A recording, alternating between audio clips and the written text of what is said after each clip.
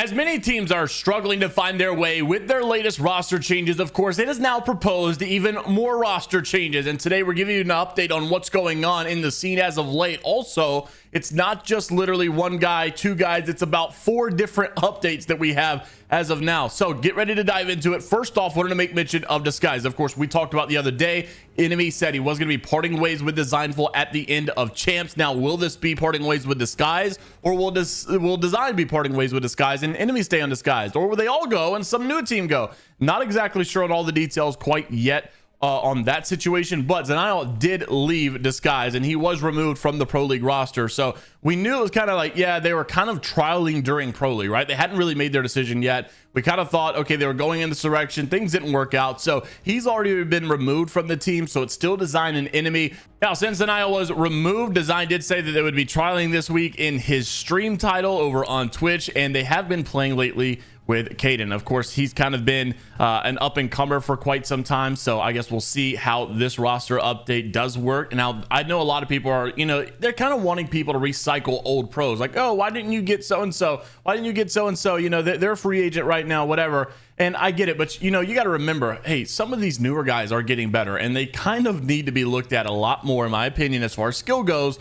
than some of these other pros. And yes, I know the experience is there, but you can't sleep on some of these newer guys because there's a lot of new talent that is starting to be somewhat generational, I guess. But we've also got an update with a new guy around the block again, who's not really new, but he's back, and all the drama coming with that. Of course, you had some past drama with Clane and some of his teammates and the whole situation that happened. Well, Clane said, if any Pro League team needs an IGL, let me know. After taking a break, I'm shooting nukes and confidence is through the roof since I don't need to really rely on a paycheck anymore. And at the end of the day, though, he's ready to come back and play in the Pro League again. Of course, there is a lot of history here, so I would love to see this just for the sake of the viewership or the drama or the the tension between some of the other pros with Clane. So hope to see that happen shortly. Also, we've got an update for Emtee. Now, this one is not really what I was hoping to see. I really like Emtee and I like the Moist Esports roster.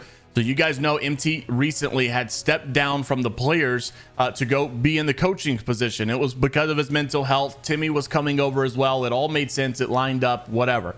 Well, Emtee came out to say just yesterday, I have decided to step down from Moist because my mental health, or I did decide back then because, it was struggling to the point where it became detrimental to the team. I believe stepping down was what was the best for the team at the time, and absolutely loved playing with Walty and Guild. I have nothing but respect for them as players and teammates. Also want to thank Moist Esports for supporting me and allowing me to chase my dreams. Without a doubt, it is the best org in the world. There is no other org I would rather be a part of, and I truly cannot thank them enough for everything they have done for myself and the team. After spending some time exploring options and deciding what to do next, I have decided to keep competing as it's what I am passionate about. Excited for the future and ready to get back to work. So here is Emtee, who's actually just decided after a short break he is coming back, and I'm glad to see this. I totally understand why he was doing it. Luckily, the response in the comments has been nothing but positive. So I cannot wait to see Emtee come back to the scene, and I'm interested to see what roster he lands on. So a big roster update here for North America and Emtee himself, if you are a fan. And also, Loopy is not going to be coaching E8 for the Esports World Cup. Of course, Loopy was the guy that got second place at the World Championship last year under the Optic gaming organization. He then moved on. He parted ways with Optic. They got a new coach. Loopy was a free agent. He started doing some collegiate stuff. Now he's come back and starting with E8 for the coaching stuff. Well, he came out to say, for those interested, and with the roster lock coming up, I will not be coaching E8 for the Esports World Cup. I had these discussions with Zach earlier on, made him aware of my situation and commitments. This decision was made a while ago. Another coach will be stepping in for the team, and I have no reservations at all about this. At the end of the day, I'm a public servant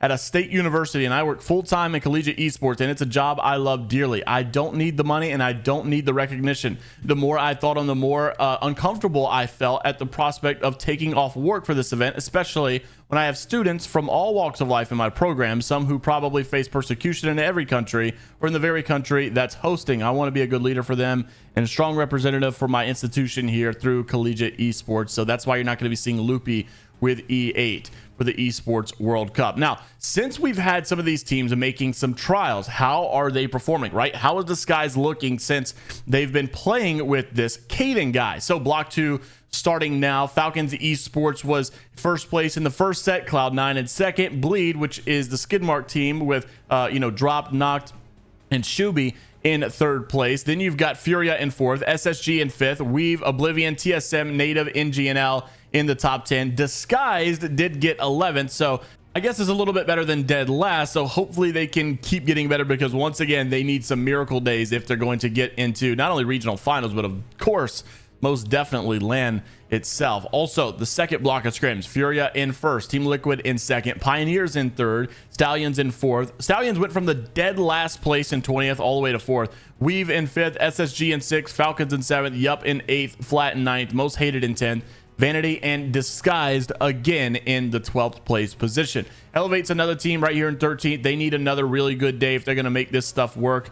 Interested to see how it all falls into place at the end of the day. Also wanted to make mention, just as we wrap the video up, we talked about yesterday, you're going to be seeing some new maps at the Esports World Cup. Of course, they still will have Stormpoint and World's Edge for the majority of everything that's going on. However, there will be a small section for the, some of the last sets of the group stage stuff, the elimination bracket and all that stuff. They're going to have some of the fan voted maps. So Kings Canyon will be coming back into the competitive scene for a short time for this. So will Broken Moon. So will, Olympus as well. So this is kind of sparked conversation for all Apex fans, ALGS fans alike, that they are tired of the only two maps being World's Edge and Stormpoint. And they're excited about some of these new maps coming in. They want to see this stuff. I even mentioned yesterday that I thought it was a good idea to have the Kings Canyon, Broken Moon, and Olympus map rotation inside of the losers bracket, or maybe a part of the group stage, whatever the case may be. Maybe all 5 in the group stage, maybe, the other 3 in the losers bracket, Stormpoint, World's Edge in the winners bracket. I don't know. I think it definitely proposes some really good options for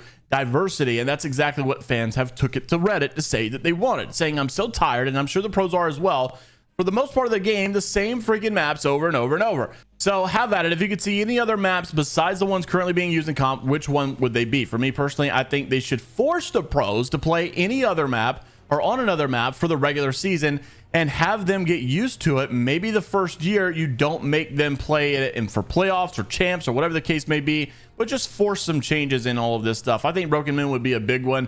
Many people in the comments were saying they think that the new map, District, rumored to be the season 22 map, right, coming out next, honestly, in about a month and a half or so from now, they think this one's actually going to be added into the Pro League split as well. I just don't know about that. It's just too soon. That map needs a lot of play testing to begin with for pubs and ranked and see how it goes. But I do think it's a possibility that they're probably trying to build maps for the competitive environment long term. Obviously, they're trying to really gear this game more competitive. I think you got ranked Rumble coming out. Of course, they've already had ranked. They really prioritize their rank changes.